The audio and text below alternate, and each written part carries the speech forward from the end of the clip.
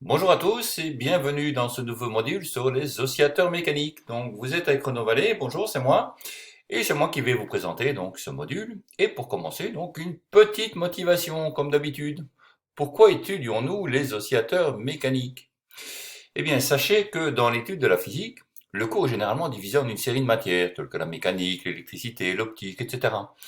Et l'on étudie l'une après l'autre, ces matières. Par exemple, jusqu'à présent, on a essentiellement parlé de mécanique. Mais une chose étrange se répète encore et encore, c'est que les équations qui apparaissent dans différents domaines de la physique, et même dans d'autres sciences, sont presque souvent identiques. De sorte que de nombreux phénomènes ont des analogues dans ces nombreux domaines. Pour prendre l'exemple le plus simple, la propagation des ondes sonores est à bien des égards analogue à la propagation des ondes lumineuses. Nous l'avons vu. Si nous étudions l'acoustique de manière très détaillée, nous découvrons qu'une grande partie du travail est identique à celle que nous aurions si nous étudions l'optique de manière très détaillée. Donc, les deux branches sont très similaires. L'étude d'un phénomène dans un domaine peut donc permettre une extension de nos connaissances dans un autre domaine. Il est préférable de comprendre dès le départ que de telles extensions sont possibles, sans quoi on ne comprendrait peut-être pas la raison de consacrer autant de temps, ou beaucoup de temps, et d'énergie à ce qui ne semble peut-être qu'une petite partie de la mécanique. L'oscillateur harmonique, donc les oscillateurs mécaniques que nous allons étudier, présentent des analogies proches dans de nombreux autres domaines. Bien que nous commencions par un exemple très simple de mécanique, de poids sur un ressort, ou d'un pendule avec une petite balançoire, ou de certains petits dispositifs mécaniques, on étudie en réalité une certaine équation qu'on appelle une équation différentielle. Alors cette équation différentielle, vous n'allez pas la résoudre cette année, mais les oscillations mécaniques vérifient cette équation. D'accord? Les lois sont suivies. Voilà. Donc, cette équation apparaît maintes et maintes fois dans la physique et dans d'autres sciences, et fait en fait partie de nombreux phénomènes qu'elle mérite d'être étudiée de près.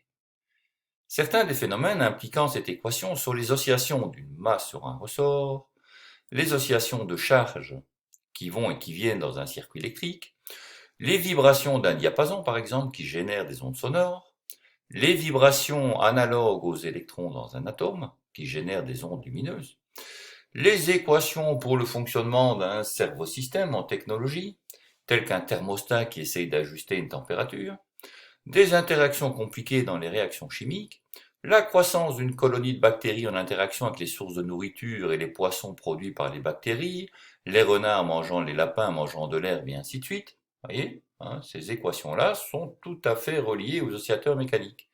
Donc tous ces phénomènes suivent des équations très similaires les unes des autres, et c'est la raison pour laquelle nous allons étudier cet oscillateur mécanique de manière aussi détaillée.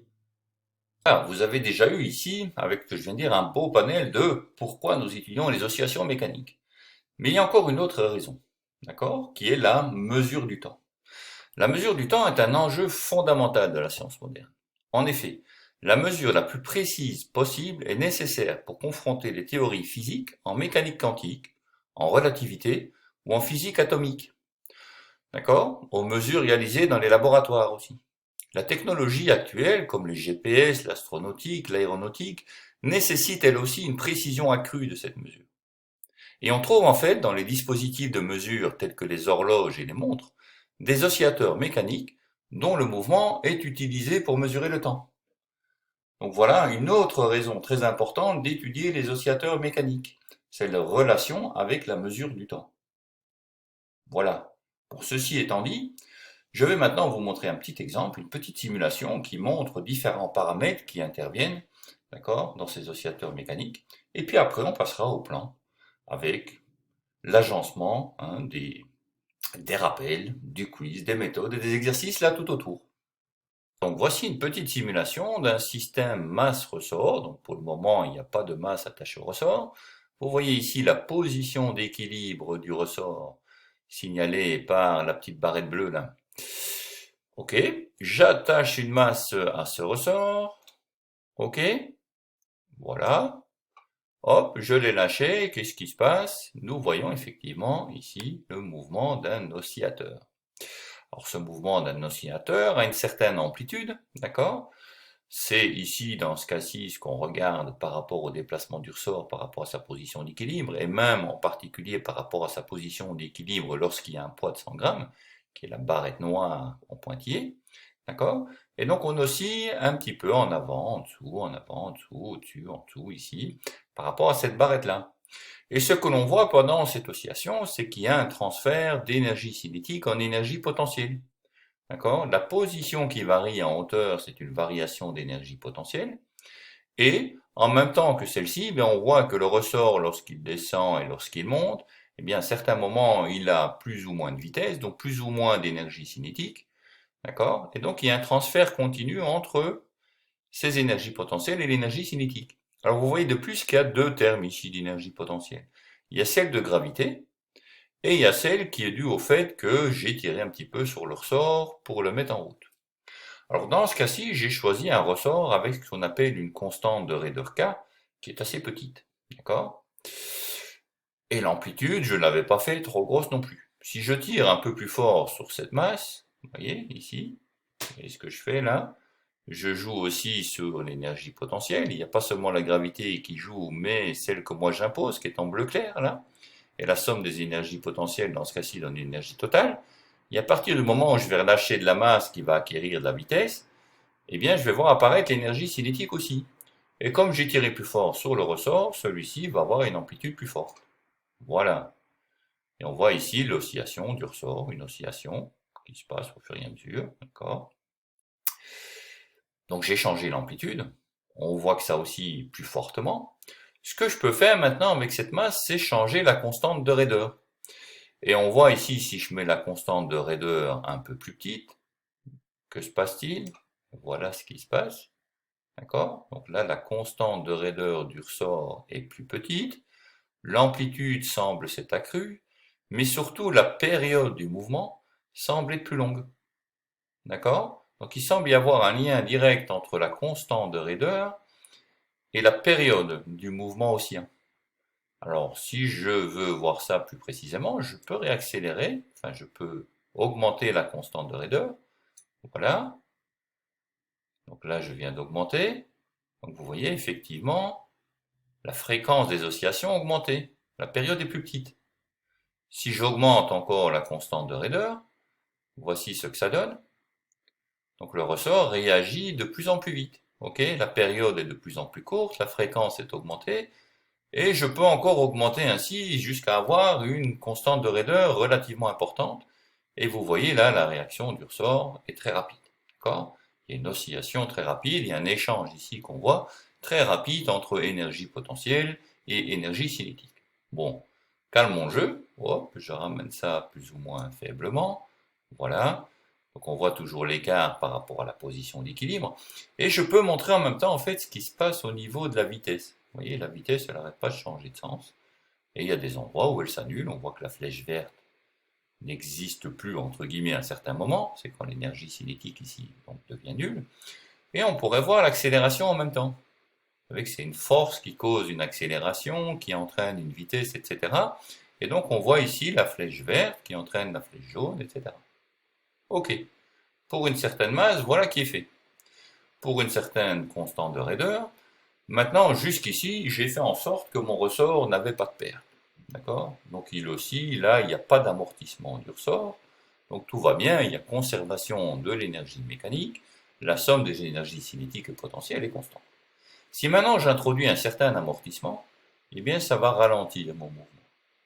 Voilà, vous voyez, c'est ralenti fortement. Et ce qui se passe, c'est qu'avec cet amortissement relativement fort, je finis par arrêter le système qui a perdu son énergie en énergie thermique. Ok? Si je recommence le processus et que je retire sur le système, avec le même amortissement, vous voyez, ça s'amortit très vite. Et je peux régler cet amortissement, je peux le mettre plus ou moins faible ou plus ou moins fort. Là, je l'ai remis plus faible, si je retire sur ce ressort, avec un amortissement plus faible, ben, ça s'amortit mais faiblement. Donc dans ce cas-là, on aura ce qu'on appelle des oscillations mécaniques amorties. Ok? L'oscillation s'amortit progressivement. Dans le cas où il n'y a pas d'amortissement, il y a conservation d'énergie mécanique. D'accord? Et j'ai une oscillation ici mécanique libre. Si j'amortis le mouvement, je mets un petit peu d'amortissement, hop, ça s'atténue très vite. Et donc on le voit ici dans le mouvement sinusoïdal de l'onde, il s'atténue très vite. Voilà, voilà. Donc ça donne quelques caractéristiques de l'oscillateur mécanique, non amorti, amorti, et on a vu un petit peu donc à la fois le rôle de l'amortissement, mais aussi le rôle de la constante de raideur, qui lorsqu'on l'augmente, fait en sorte que la fréquence augmente, c'est-à-dire la période de l'oscillation diminue. Donc voilà un paquet de caractéristiques de cet oscillateur mécanique. Bon, avec ça, je vais en arrêter là pour la petite démonstration, et nous allons passer tout de suite à la structure du module lui-même. Là, donc vous le savez, comme d'habitude, il va y avoir 4 parties. Donc, des rappels, un quiz, vérifiant que les rappels ont bien été acquis, suivi par des méthodes et des exercices. Et alors, dans les rappels, ce qu'on va voir apparaître, c'est donc des oscillateurs qui fonctionnent de façon non amortie, amortie, et puis on va voir la relation avec la mesure du temps. Donc, pour un oscillateur non amorti, nous allons voir ici ce qu'on appelle l'équation du mouvement, hein, et l'énergie mécanique. Si maintenant l'on amortit, on met un petit facteur d'amortissement, on voit que les oscillations s'atténuent, on va voir en fait ce qui se passe lors d'une relaxation pseudo-périodique, d'une relaxation apériodique, et enfin considérer l'énergie mécanique d'un oscillateur amorti. Enfin, en relation avec la mesure du temps, nous allons voir les différents types d'horloges et ce qu'elles permettent comme précision. Donc nous allons voir les horloges mécaniques, les horloges à quartz et les horloges atomiques. Voilà. Donc ça, au niveau des rappels, c'est un bon résumé de ce que nous allons voir. Et donc, les 3 parties d'après. Ok? Et bien avec ça, j'espère que vous êtes bien motivés et que vous avez compris l'importance des oscillateurs mécaniques dans la vie en général et en physique en particulier. Et puis je vous attends donc avec impatience dans ces rappels. À très bientôt, au revoir.